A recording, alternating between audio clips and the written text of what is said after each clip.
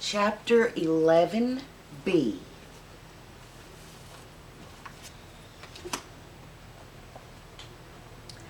Deacon was working all the time he was talking, and Mary was following him and helping him with her fork and the trowel.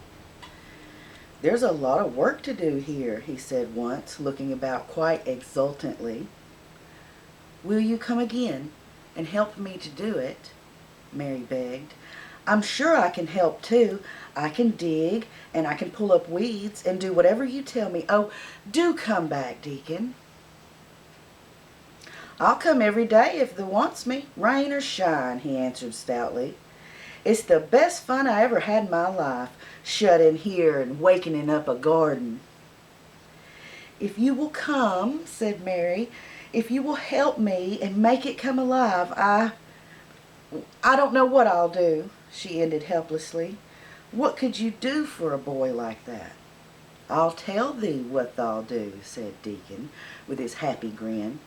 "Thou'll get fat, and thou'll get hungry as a young fox, and thou'll learn how to talk to the robin, same as I do. We are going to have a lot of fun." He began to walk about, looking up in the trees and at the walls and the bushes with a thoughtful expression. "I wouldn't want to make it look like a gardener's garden, all clipped and spick and span, would you?" he said. "It's nicer like this, with things running wild and swinging and catching hold of each other." "Oh, don't let us make it tidy," said Mary. "It wouldn't seem like a secret garden if it was tidy." Deacon stood, rubbing his rusty red head with a rather puzzled look. "It's a secret garden, sure enough," he said. "But it seems like one besides the robin must have been in it since it was shut up 10 years ago." "But the door was locked and the key was buried," said Mary. "No one could get in." "That's true," he answered. "It's a strange place. Seems to me if there's been a bit of pruning done here and there later than 10 years ago, though." "But how could it have been done?" said Mary. He was examining a branch of standard rose, and he shook his head. How could it?" he murmured. "With the door locked and the key buried?" Mistress Mary always felt that however many years she lived, she would never ever forget that first morning when her garden began to grow. Of course, it did seem to begin to grow for her that very morning, when Deacon began to clear places and plant seeds. She remembered what Basil had sung at her, and whenever he wanted to tease her. "Are there any flowers that look like bells?" she inquired. "Well, Lily of the Valley does," he answered, digging away with the trowel. "And there's Canterbury bells and others." "Let's plant some," said Mary. "Oh, well, there's Lily of the Valleys already here. I saw 'em. They'll have growed too close, and we'll have to separate 'em, but there's plenty. The other ones take 2 years to bloom from seed, but I can bring you some bits of plants from our cottage garden. Why does thou want them?" Then Mary told him about Basil and his brothers and sisters in India, and of how she had hated them, and of their calling her Mistress Mary quite contrary. "They used to dance around me and sing it at me. They sang, 'Mistress Mary, quite contrary, how does your garden grow? With silver bells and cockle shells and marigolds all in a row.' And I just remembered it, and it made me wonder if there were really flowers like silver bells." She frowned a little. She gave her trowel a rather spiteful dig into the earth. "I wasn't as contrary as they were." But Deacon laughed. "Eh?" he said, and he crumbled the rich black soil, and she saw he was sniffing up the scent of it. "There doesn't seem to be no need for no one to be contrary when there's flowers and such like, and lots of friendly wild things running around and making homes for themselves or building nests and singing and whistling, does there?" Mary, kneeling by him holding the seeds, looked at him and stopped frowning. "Deacon," she said, "you are as nice as Martha said you were. and I like you, and that makes the 5th person. I never thought I should like 5 people." Deacon sat up on his heels as Martha did when she was polishing the grate.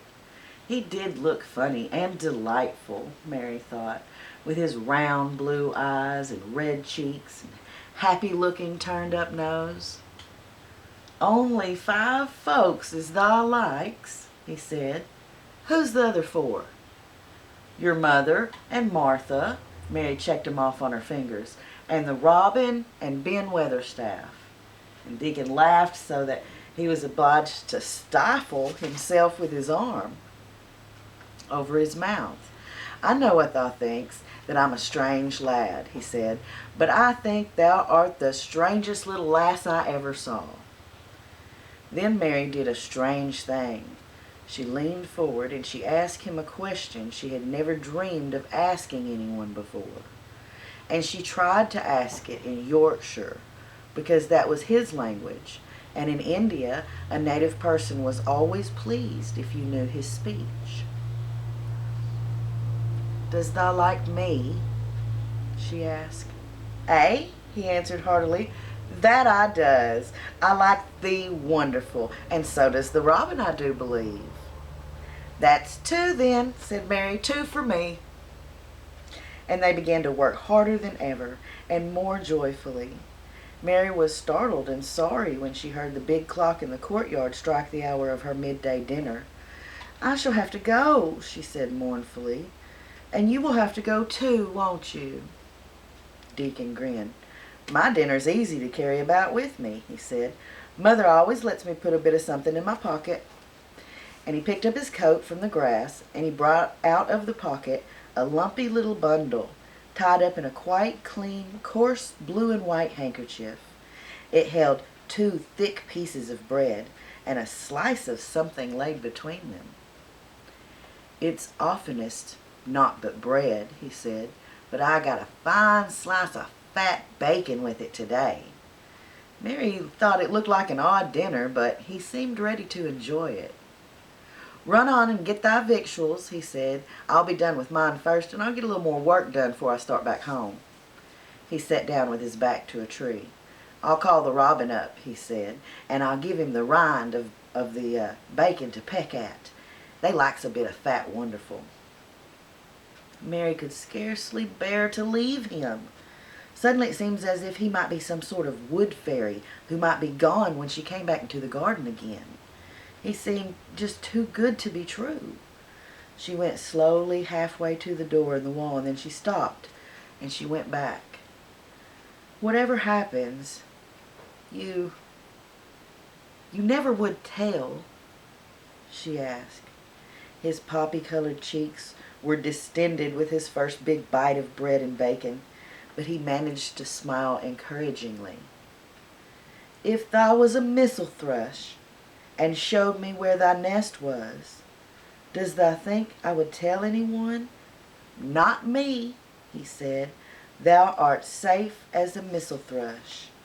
And she was quite sure that she was.